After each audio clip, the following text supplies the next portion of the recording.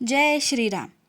आजच्या व्हिडिओमध्ये आपण रामायणातून आपण काय काय शिकावे, कोणते असे अनमोल धडे आपण घेऊ शकतो हे पाहणार आहोत. व्हिडिओ शेवटपर्यंत नक्की पहा. रामायणातून काय शिकावे? जीवनाचं सार सांगणारे 10 अनमोल धडे. रामायण हे केवळ एक महाकाव्य नाही, तर तो एक मानवी जीवनाचा आरसा आहे. आजही आपल्या दैनंदिन आयुष्यात रामायणातील अनेक गोष्टी आपल्याला योग्य दिशा दाखवू शकतात. रामायणातून आपण नक्की काय शिकावे? 1. विद्वत्ता आणि नम्रता. तुम्ही कितीही मोठे विद्वान किंवा पंडित असाल तरी तुमची एक चुकीची कृती तुम्हाला उद्ध्वस्त करू शकते. रावण प्रचंड हुशार आणि शिवभक्त होता, परंतु अहंकार आणि सीताहरण या एका चुकीने त्याचा अंत झाला. सावध राहा. कोणावर किती विश्वास ठेवायचा हे काळच ठरवतो. घरचे भेदी लंका ढासळू शकतात याचे उत्तम उदाहरण म्हणजे विभीषण. रावणाचे गुपी समोर आल्यामुळे त्याचा पराभव झाला. 3. परिस्थिती स्वीकारणे. काळ कधीही बदलू शकतो, त्यामुळे प्रत्येक संकटाला तोंड देण्याची तयारी ठेवा.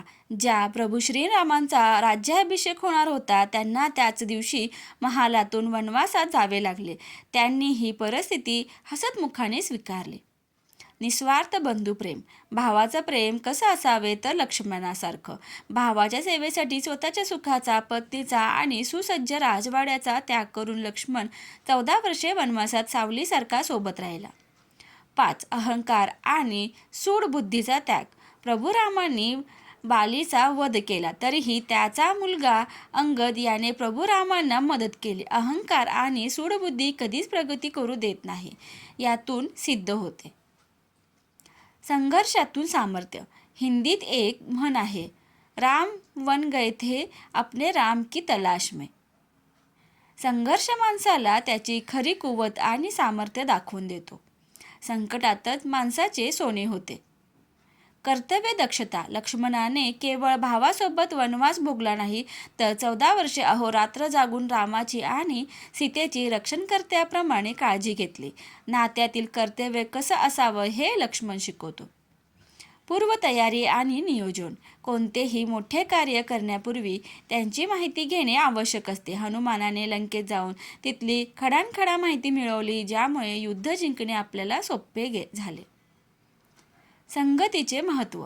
चुकीच्या लोकांना आपल्या विचारात स्थान देऊ नका. अयोध्येत मंथरेने कैकेयीच्या मनात विष कालवले आणि एका आनंदी कुटुंबाची वाताहत झाली. विचार शुद्ध ठेवण्यासाठी संगती शुद्ध हवी. 10. शक्ती आणि नम्रता.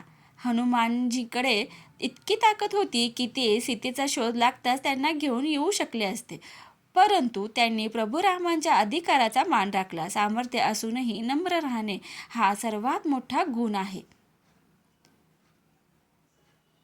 माहिती कशी वाटली ते कॉमेंट करून नक्की सांगा. व्हिडिओ आवडल्यास व्हिडिओला लाईक, शेअर आणि सबस्क्राईब करायला विसरू नका. आणि हे धडे आपल्या आयुष्यात सुद्धा अंमलबजावणी नक्की करा. धन्यवाद.